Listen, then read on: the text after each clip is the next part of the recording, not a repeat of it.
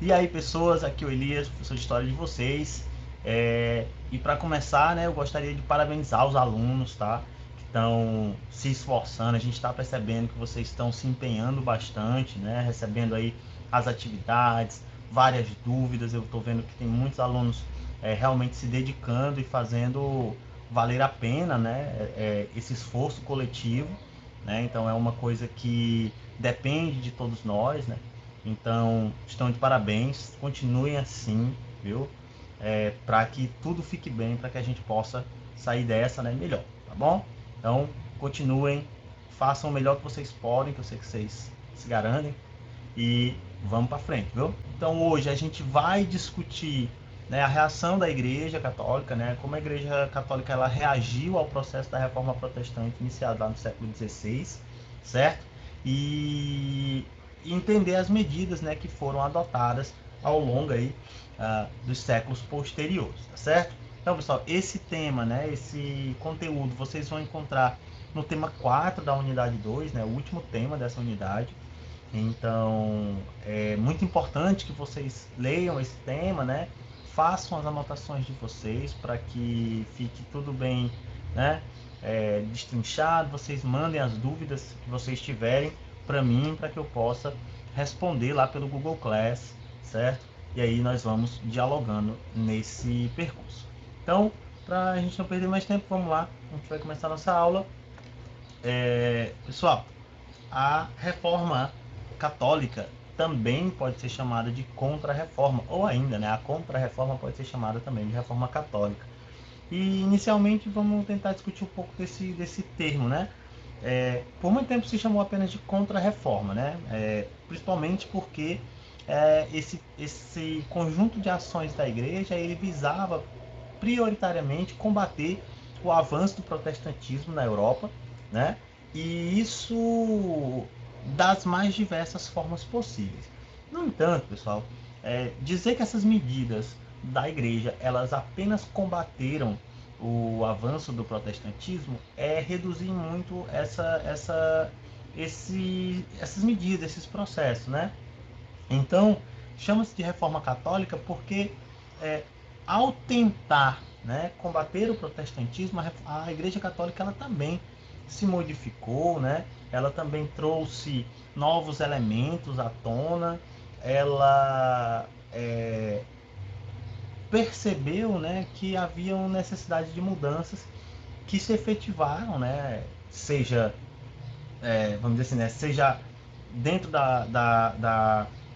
daquele momento ali, né, da ideia de avanços que eram criticados pelos protestantes, ou ainda ressuscitando aí instituições anteriores, né, ainda mais questionáveis do que muitas práticas católicas. Então, quer dizer, a igreja ela se modificou também. Então, por isso a gente também pode chamar a contra-reforma de reforma católica, né, porque as medidas que foram adotadas para combater essa reforma também transformaram a igreja, né? Para bom ou para mal, aí depende do ponto de vista de cada um, né? Então vamos lá.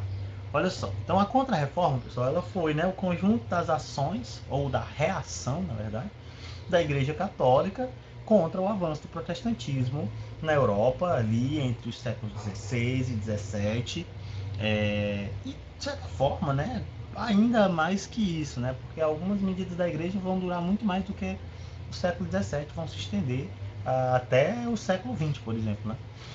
Então, assim, essas medidas elas tinham um objetivo claro, ao mesmo tempo reafirmar os dogmas católicos, aqueles dogmas que haviam sido criticados pelos protestantes, reafirmar as autoridades e tudo mais, mas também de impedir o avanço do protestantismo e expandir o número de fiéis da igreja.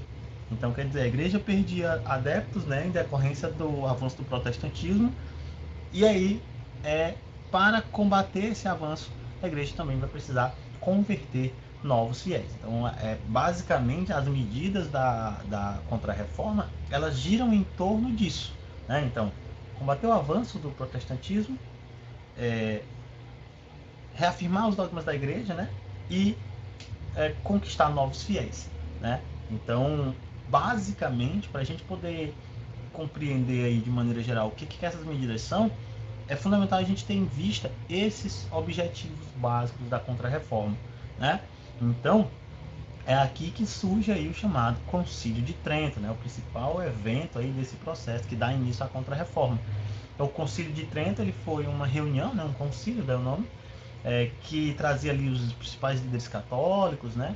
E a autoria, o Papa e tudo mais, justamente com o objetivo de determinar as ações que a Igreja tomaria para combater esse processo aí do protestantismo, né? E não é à toa que você tem aí um concílio, né, que dura vários anos, né? Então, quer dizer, as medidas pensadas, né, e rearticuladas pela Igreja, elas foram muito bem discutidas e muito bem fundamentadas na intenção de se afirmar enquanto autoridade religiosa e, ao mesmo tempo, combater o avanço dos protestantismos aí, do calvinismo, do luteranismo, do anglicanismo e tudo mais, tá? Então, o que foi que o Concílio de Trento ele trazia, né? Quais são as medidas que são adotadas com o Concílio de Trento? Primeiro, reafirmava os dogmas católicos, né? Então, dogmas e ritos católicos, eles eram reafirmados, permaneciam, e a tentativa da Igreja era fortalecer, né, a difusão desses dogmas. E é aqui que a gente vai ter. Que dogmas são esses? Então, primeiro, nós temos a salvação pela fé e pelas boas ações, né? Os protestantes defendiam a salvação apenas pela fé, né? Ou pelo menos o luteranismo. O calvinismo defendia a predestinação, né? A salvação pela predestinação. Então, para a Igreja Católica, a salvação ela era obtida por meio da fé, mas também das boas ações, né? Das boas condutas dentro das tradições da Igreja. Então, ela vinha e reafirmava esse dogma, né? A autoridade do Papa também era reafirmada. Então, o Papa ele permanecia como líder espiritual maior dentro da Igreja, e toda a Igreja, de maneira geral, né, dentro de uma loja hierárquica, obedeceria, né, às demandas desse Papa. Então, o Papa ele se tornava a autoridade central em torno da qual se organizava essa estrutura hierárquica eclesiásticas, né? Que aí você vai ter lá os cardeais, né? Os arcebispos, bispos, e aí aquela estrutura organizada que é característica da Igreja Católica. Então, mais uma vez, se os protestantes eles negavam a autoridade do Papa e negavam a hierarquia eclesiástica, a Igreja ia lá e reafirmava a importância dessa estrutura para o funcionamento, né, de uma igreja que era universal, né, no sentido de que a Igreja Católica ela não tinha, vamos dizer assim, um país, né, de origem propriamente dito, mas ela se difundia por toda a Europa de maneira universal. Aqui reafirmava-se a necessidade do celibato do clero, né, o voto lá do celibato, em que ficava proibido aos clérigos manter relacionamentos, né? Então, quer dizer, nem casamento, nem nada disso. Então, ela reafirmava, coisa que o protestantismo havia criticado e abolido. Então, o luteranismo aboliu, o calvinismo aboliu o celibato, o anglicanismo aboliu o celibato. A igreja foi lá e reafirmava a importância desse voto sagrado. Reafirmava também a devoção aos santos, né? A gente viu que os protestantes aboliram o culto aos santos e a veneração das imagens.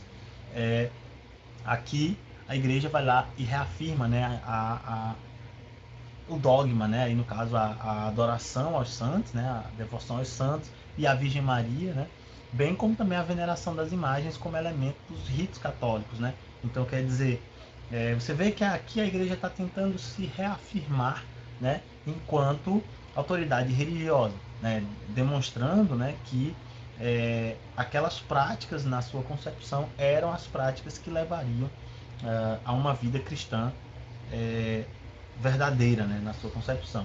Reafirmava os 7 sacramentos, né, da mesma forma, e mantinha a Bíblia e a missa em latim, sendo a Bíblia de consulta, né, de compreensão dos membros do clero, e a interpretação da Bíblia deveria ocorrer de acordo com as tradições católicas. Então, quer dizer, a igreja não modifica, né, não propõe a tradução nem a adoção da língua vernácula. Isso só vai acontecer já no século XX, só para você ter ideia de quanto tempo isso ainda permaneceu. Então, até pouco próximo aí de 100 anos atrás, a missa ela ainda era em latim, apesar de a Bíblia já ser traduzida e tudo mais. Mas até pouco tempo atrás, a missa ela era em latim, né? Então, quer dizer, a igreja manteve essa identidade, né, e reafirmou isso com unhas e dentes, né, contra a reforma protestante. Então era ali uma forma que a igreja tinha de se fortalecer frente ao avanço do protestantismo, e é fato que o protestantismo ele ganhava muito espaço na Europa, muito espaço, e você vai ter países que praticamente vão se converter quase completamente, né, ao protestantismo. Então isso, de certa forma, deixava a igreja católica um tanto quanto temorosa, né, em relação a esse avanço. Também, pessoal, o Concílio de Trento ele traz algumas determinações importantes. A condenação da venda de indulgências e cargos eclesiásticos, né? Então, esse é o primeiro ponto da reforma católica. Então, se o protestantismo, né, e tantos outros criticaram a venda de indulgências, a venda de simonias, a venda dos cargos religiosos, isso foi questionado, né? E a igreja, né, a partir do Concílio de Trento, então, condena, né, veementemente a indulgência, né, a venda das indulgências, a venda dos cargos eclesiásticos, a venda das simonias, né, das relíquias sagradas. Então, a igreja passa, né, a implementar uma série de punições aí a essas práticas, que já demonstram uma transformação ocasionada, né, pelo protestantismo, reforçando a ideia de que a igreja, mesmo que essas medidas tenham sido usadas para combater a reforma protestante, a igreja também se modifica nesse processo.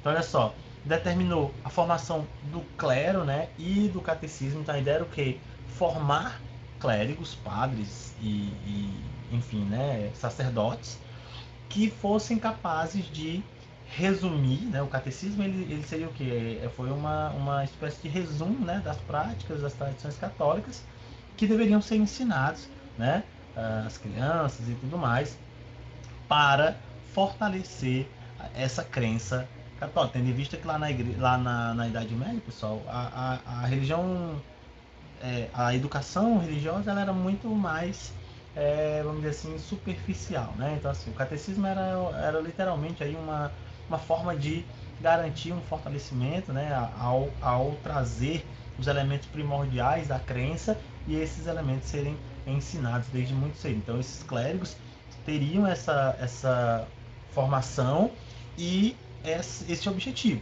né? Então, essa era uma forma também de garantir a adoção do catolicismo, principalmente nesses locais onde o catecismo ele passava a ser implantado. Então, até hoje o catecismo ainda existe, né, como método, né, da igreja de manter, né, ali seus fiéis, né, porque aí você tem ali o fiel, se ele já absorveu, né, geralmente ele já fez o catecismo ou não, ele tem aquela crença e aí ele passa a difundir essa crença também para os filhos e assim sucessivamente, uma forma de você garantir, né, essa comunidade cristã, né? Então, mais uma medida aí que transforma, né, a própria forma de pensar a educação religiosa dentro da igreja. A igreja também reorganiza o Tribunal de Santo Ofício, né, a famosa Inquisição, né? O Tribunal de Santo Ofício foi um órgão criado pela Igreja Católica lá no século XIII, que tinha basicamente como objetivo perseguir, né, punir e julgar os crimes religiosos, né, entre aspas. E o que é um crime religioso? Né? O crime religioso seria todo e qualquer desvio, né, da doutrina católica. Então, aqueles que se desviavam dessa doutrina poderiam ser indiciados aí nesse processo do Tribunal de Santo Ofício, em que haveria todo um julgamento e tudo mais, até chegar a uma condenação que variava aí desde a prisão até a execução em praça pública na fogueira, né? Então, quer dizer, O Tribunal de Santo Ofício ele teve ativo lá no século XIII, XIV, depois ele foi dissolvido, né? E aí ele, a partir aí do século XVI, você vai ter uma reorganização desse tribunal, agora muito mais focado em perseguir os protestantes, né? Se lá na Idade Média ele foi criado principalmente para perseguir os hereges, né? Que eram aqueles que desviavam da doutrina, bem como também as bruxas, né? Agora ele tinha um objetivo também de perseguir e punir, né, os protestantes, né, que passam também a ser alvo da Inquisição. E vejam, não só os protestantes, tá? Os hereges, as bruxas e, enfim, outras crenças que não eram alinhadas à doutrina católica passavam a ser perseguidas, né? E aí, como eu falei, né, tinha todo um processo que envolvia prisão, a tortura, né, dos vamos dizer assim, os criminosos, entre aspas, né? Então, aqueles que eram condenados aí ao Santo Ofício eram torturados para obter confissão e tudo mais, até chegar à punição, né? E a punição, como eu falei, podia variar de ter que usar uma roupa de uma determinada cor, geralmente amarelo, né, para definir aquela pessoa como herege, ou uma placa, ou a prisão, ou nos casos de crimes mais graves, a execução em praça pública na fogueira, né? Vai ter aqui um... É importante também entender que o Tribunal de Santo Ofício ele também elabora o chamado Índice de Livros Proibidos, né? O Index Librorum Prohibitorum, né, em latim, que era uma coletânea de livros, né? Um índice com uma série de livros que eram proibidos, né, para leitura, porque esses livros eles eram considerados perigosos para a doutrina católica, né, para os cristãos. Então a igreja ela passa a organizar esse índice e atualizá-lo, né, por várias vezes até a sua extinção há pouco mais de 70 anos. Né? Então quer dizer, você tem uma série de livros que passavam a ser proibidos, né? E que o consumo, né, a leitura desses livros, inclusive, poderia levar aquela pessoa ao Tribunal de Santo Ofício, só para você ter uma ideia de como é que a coisa funciona. Então, por exemplo, livros de Galileu, né, de alguns renascentistas, filósofos e outros, né, de doutrina, claro, né, os livros das doutrinas luteranas, né, os livros calvinistas passavam a ser proibidos, né, e a leitura desses livros, inclusive, poderia abrir aí um processo no Tribunal de Santo Ofício contra aquela pessoa e, consequentemente, levar essa pessoa eventualmente à fogueira, né? Então, aí só para a gente ter uma ideia. Então, aqui eu trouxe algumas imagens. Concílio de Trento, né? Como provavelmente pode ter sido, né? Então, você tem uma representação do Concílio de Trento, né? Você tem todo aqui membros da igreja, né? E tudo mais, o cardeal, que dá até para ver também um pouco de como a igreja ela é organizada, né, hierarquicamente, seja pelas vestimentas, pelos locais de assentamento, tudo isso aí demonstra essa hierarquia reforçada pelo concílio. Aqui uma imagem do Index, né, então, índice de livros proibidos, o Index Librorum Prohibitorum, né, Benedito IV, né, que era o pontífice máximo da época, né. Então, olha só, você tem aqui Benedito XIV. Então, você tem aqui a imagem, né, aqui algumas imagens. Esse livro, né, ele foi reatualizado, pessoal. Então ele foi ganhando, né, ele começa com cerca de 400 livros, mas quando ele foi abolido no século XX ele já tinha quase 5.000 livros aí proibidos pela igreja, considerados, né, perigosos para a doutrina católica, pela igreja católica. Então aqui a gente tem um auto de fé na Inquisição, né, que é a morte na fogueira, que é só um exemplo, né, para a gente entender o que era essa era a pena máxima, né? Então, quando alguém era condenado pela igreja por um crime religioso, heresia, protestantismo, algo desse tipo, poderia ser levado à fogueira. E aí pessoal, que na fogueira, né, a pessoa podia ficar amarrada lá no cadafalso, e aí você colocava ali vários gravetos, né, pedaços de madeira, e aí tocava fogo, né? Geralmente a pessoa ela tinha que confessar os seus pecados antes